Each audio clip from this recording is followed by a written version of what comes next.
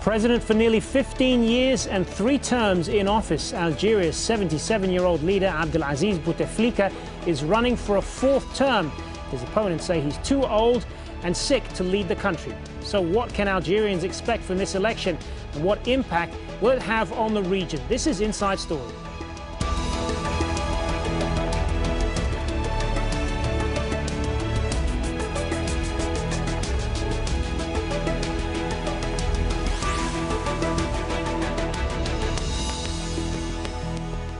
Hello, a warm welcome to the program. I'm Hazem Seeker. Well, voters in Algeria have been casting their ballots for a new president. 77-year-old Abdelaziz Bouteflika is the current leader, and he's running for his 4th term in office.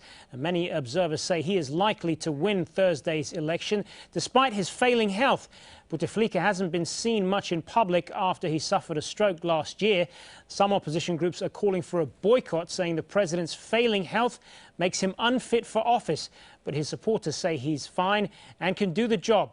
There have been several protests around the country calling on Bouteflika not to run for a 4th term in office. So who's running for the presidency? Well, there are 6 candidates, all of whom have participated in previous elections, but the race is thought to be between just 2. As we've just mentioned, Abdelaziz Bouteflika is the front runner. The 77-year-old has been in power since 1999, serving 3 terms and suffering 1 stroke. He's credited with helping end Algeria's civil war in the 1990s that killed 200,000 people. But the last years of his rule have been dogged by corruption scandals. His main challenger is Ali Benflis. A little younger than Bouteflika at 69, Benflis has decided to stand in the election after a 10-year absence from politics. A former prime minister, he ran Bouteflika's presidential campaign in 1999. But in 2004, he ran against him and only won 6.4% of the vote. Well, for more on the Algerian presidential election, I'm joined now by our 3 guests. Here in Doha, we have Amal Boubekir, a specialist in North African politics. She's also a non-resident fellow at the German Institute for International and Security Affairs. And joining us from London, we have Mohamed Larbi Zitout, a former Algerian diplomat. Mr. Zitout is also the co-founder of the Rashad opposition movement. And joining us on Skype from the Algerian capital is Ismail Debesh, a member of the National Liberation Front. Thank you all for being with us. Ahmed, if I could start with you, it is pretty much a foregone conclusion that Mr. Bouteflika will win a 4th term. What does that really mean for Algeria going forward?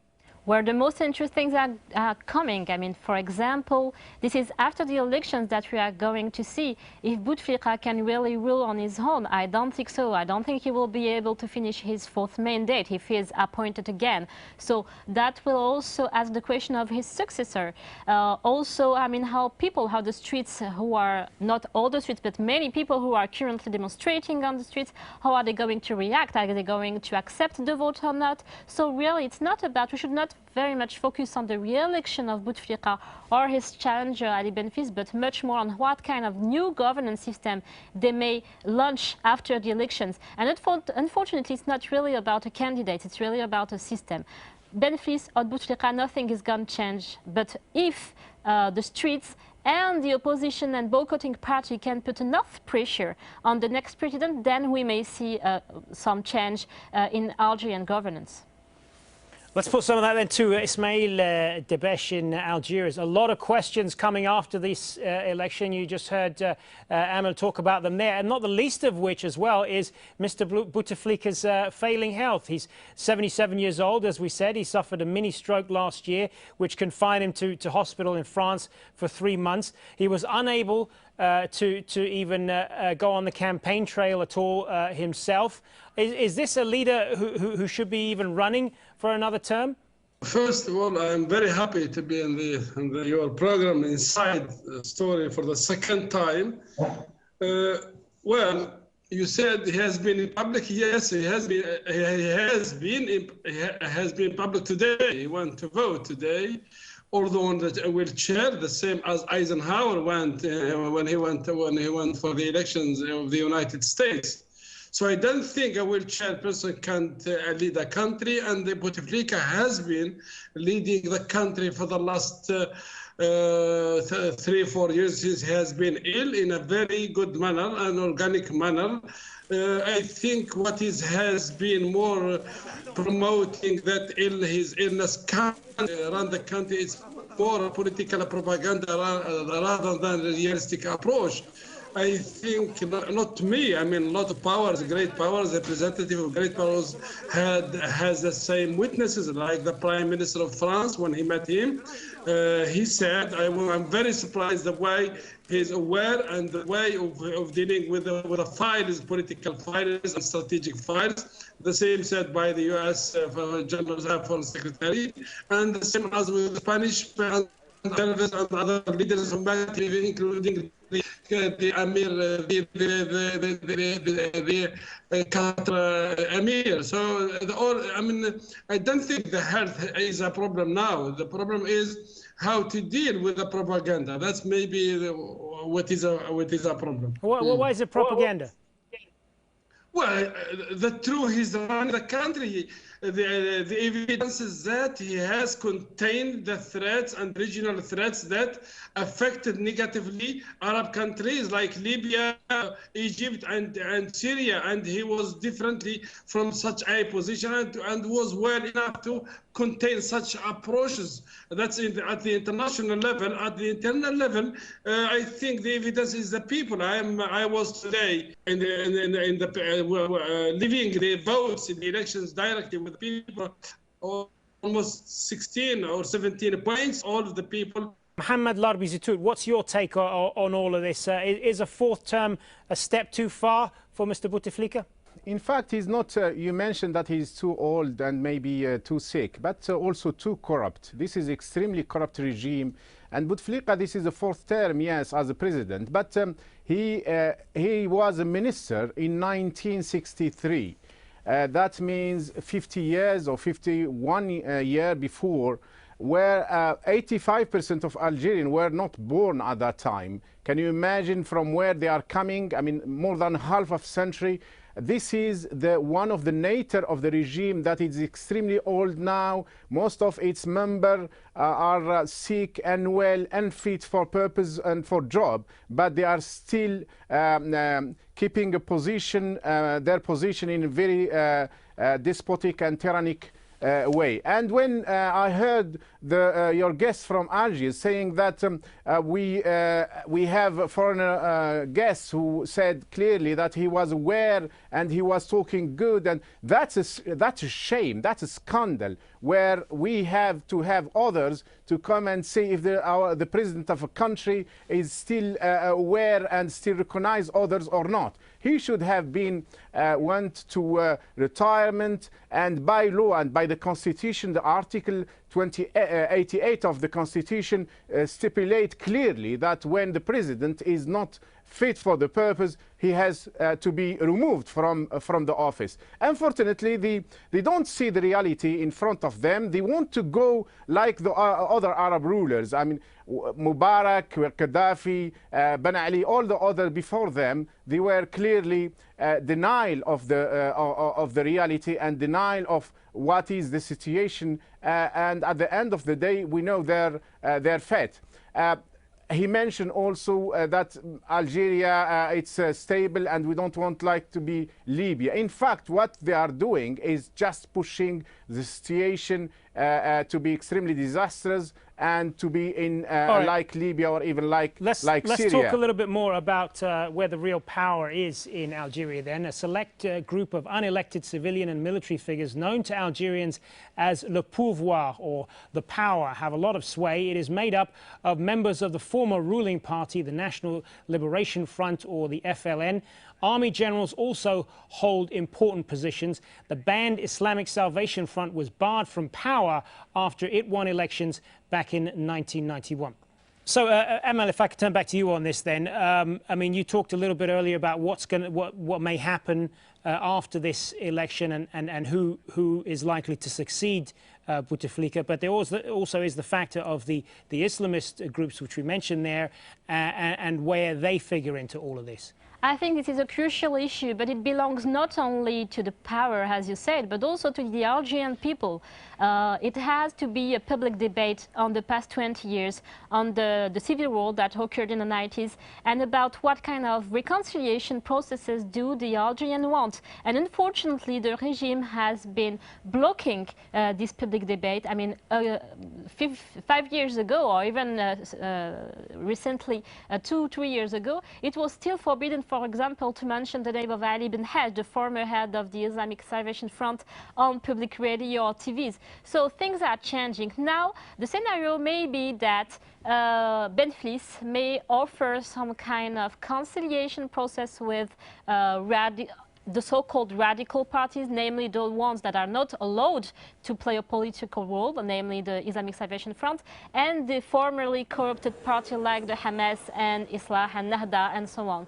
So they may find themselves in a kind of new alliances with other leftist parties, for example, but the issue is not about a kind of consensus about, yeah, we want a transition, but about, again, the possibility to have a democratically and transparent debate about what kind of project of society that should be a pluralist project of society they are going to shape.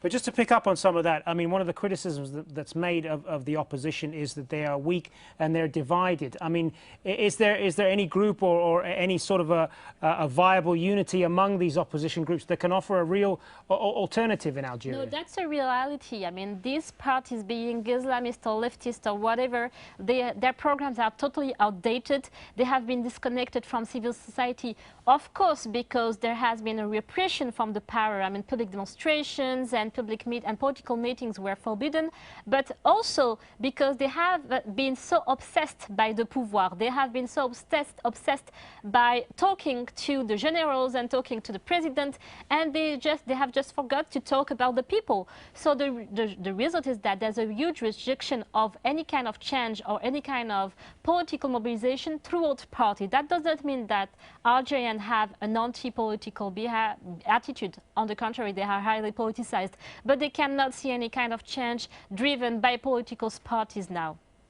All right, let's turn back then to Ismail Debeche. We talked there about what Algerians call the pouvoir, where they see as the real power in Algeria. And when you talk to a lot of Algerians, especially younger ones, they say that they feel completely disconnected from their country's entire political leadership. What is your party doing to address that perception? First of all, I don't think I agree with you that they are totally disconnected. Well, that's what they're saying. That's what they say. And in fact, if you look at some of the economic figures, unemployment is among the highest. There are millions of young Algerians who come out of school without jobs, and they feel completely disenfranchised in Algeria. As a member of the ruling party, this surely is something that you're going to have to address at some point. But if you look at the people who participated today and who voted Bouteflika, largely, mostly are young people. So this is a judgment, an exaggerated judgment. The other thing, Mr. Zaytoun said corruption. I agree with him. There is corruption, and I don't think there is. It's a hidden thing. It is very well known, and it's being dealt with, and it has been reduced with the recognition of the international centers specialized in corruption. And recently a report saying that the corruption in Algeria has gone from 100% to 20%. That means it's getting down because of the control and the firmly controlled way of giving contracts and economic contracts to others, and control of making the state institutions work more hard. The other thing, what Sister Amer said, what society the Algerian people want. I think the Algerian society is already made. The Algerian society is an Islamic society, and the constitution is very well written that the second article, Islam is the religion of the state. So the people, the Algerian state has been able to deal with the Islamic religion in all fields, and that's why maybe we did not face the same as it happened in Tunisia recently and Libya, like what was religiously forbidden in Libya and Tunisia was allowed and has been allowed, and that's why, especially from the national reconciliation. So I think we are exaggerating. Algeria is a republic, is a democratic state with defects. Right. I know, Ahmed, you want to respond to some of that? Yeah, I mean, there's no truth, there's no transitional justice that has been able to offer Algerian people the truth. We still don't know who are the disappeared, the people who have been, who have disappeared during the 90s. Also, Mr. Debash is mentioning corruption. Today in Algeria, if you denounce corruption in your public company, private company, even within and especially within the military, you're just put in jail. So how are they going to address that? If they still want to struggle corruption, they should start to protect people who are trying to denounce corruption and who are currently put in jail in Algeria. All right, I know Ismail Debash wants to respond to that. I'll let you respond to that briefly, and then we'll get the view of Mohammed Larbi Zitout. Go ahead. There are a lot of cadres in Algeria who have been corrupted are in prison, and others are waiting to be judged soon after their files of investigation is ready there. So corruption is not a hidden thing. Bureaucracy is not a hidden thing. It's something is being dealt, and it will be seriously more dealt for the next mandate. Mohammed Larbi Zitout, I mean, you are a member of the Rashad opposition group. We talked earlier about Mr. Ben Fleece, and there is also this movement known as Barakat, which is an Algerian word for enough. I mean, what are all of these opposition groups offer as a viable alternative, do you think? If they were given a chance, what would they bring to Algerian society and to Algerian government? They will bring order and law and democracy as it should have happened since 1962, but unfortunately, since that date, the independence of Algeria, a handful of colonels seized the power, and since that, Algeria is the power, le pouvoir is essentially military power. Now it's the hierarchy, the senior generals who are behind the scene are les décideurs, as they mention or the name there in Algeria. What Mr. Debash said is really a nonsense. Most of the corrupt people, corruption is at an industrial scale, in fact, in Algeria, and most of the corrupt people are either in power or outside. And Shakib Khalil being an example, the former Minister of Energy. What the other could bring is, first, today in Algeria, there is no ideology. There is no such Islamist or nationalist or laïc or secular or Democrat or liberal. There is there are those who are with the tyranny regime, with very tyrannic regime, very despotic regime, very backwards regime, and those who are fighting that regime and would like to establish a real democracy, real civil state, real state of law, and not where a few or handful of generals decided in the place of more than 40 million Algerians. Young Algerians are leaving Algeria most of the time in very, very bad conditions. Some of them even lost their lives while being in boat. All right, but I want to put this to you, Mohammed Larbi Zitout. I mean, many people who support. There are many people who do support Bouteflika, and they have been out voting this Thursday, and they praise him for containing the social unrest that spread to Algeria in 2011, for containing that while there were mass protests around all around the Arab world. They say that what he has brought is stability. And what he also did over the last few years is lift a 19-year state of emergency and raised wages. So they say that this is what Algeria needs, and it's been spared a lot of the social unrest that you have seen in a number of other Arab countries in the Middle East over the last couple of years. First, the state of emergency has been replaced by even worse law, which is, they call it the terrorist law or the terrorist regulation or an anti-terrorist law.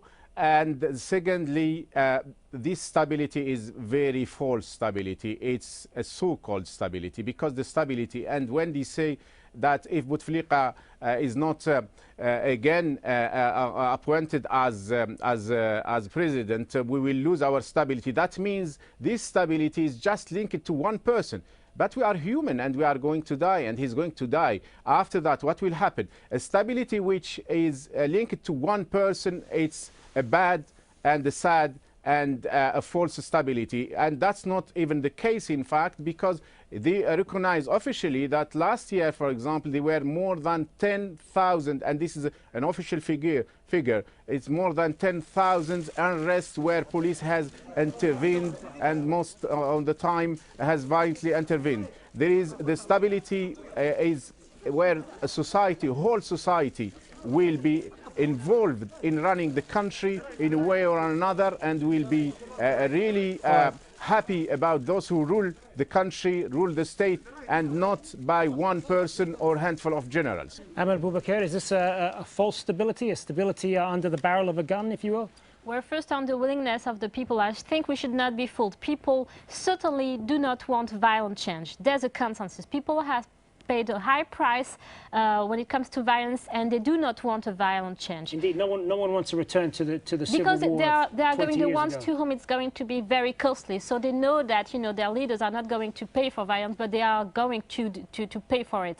That's one thing. But we should not understand this consensus on the non-violent change for consensus on statu quo. People do not want statu quo. People are actually fed up with the regime, and they are taking the streets daily in a non-political way or in a non-apparent political way, but they are taking the streets daily to ask for water and electricity facilities, and sometimes they do it violently. And on this idea that the rent buries social peace, the rent does not bury social peace, actually. The more you give, the more people are asking for, and also the more, since this rent-hire redistribution is not done through transparent processes and rationalized economics, where then it is creating inflation, it is creating social inequalities, and it is sparkling violent riots every day in Algeria now. So that's not stability at all.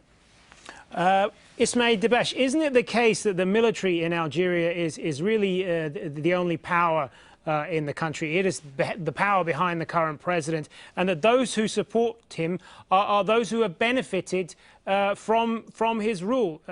And we talked about the corruption earlier. If it wasn't the achievement in Bouteflika today, I wouldn't arrive in time to talk to you. I was 500 kilometers away from Algiers. I arrived in time, although I was so busy. The achievement of motorways, the achievement of dams, the achievement of railways, the achievement of social economy, the achievement of services, all of it are really facts. Nobody can question it. But there are some defects, but the defects are less than the achievement. So really, to exaggerate that nothing happened and everything unstable, it's more propaganda rather than reality. Sorry, the question I'm asking you is about the military leadership.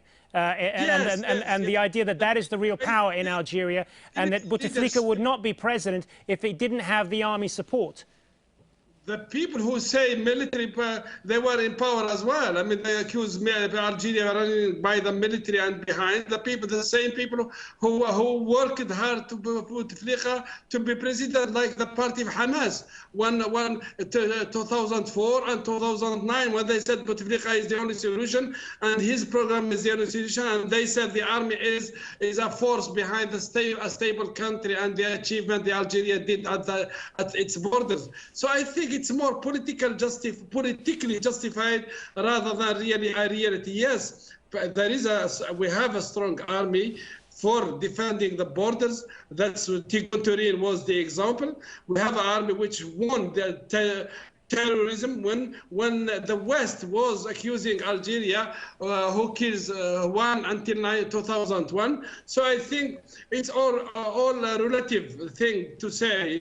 I don't agree with Ms. Amal, and nor I do agree with Mr. Zaitot, what they say about the army. But everyone has his view. Indeed, everyone does have his view. And on that note, we are going to have to leave it. I want to thank all three of you for taking part. Mohammed Larbi Zitout in London, Ismail Debesh in Algeria, and Amal Boubacar joining me here in the studio in Doha. Thanks very much, all of you. And thank you for joining us on another edition of Inside Story. Remember, you can add your voice to this discussion online at facebook.com/AJ Inside Story. We're on Twitter as well.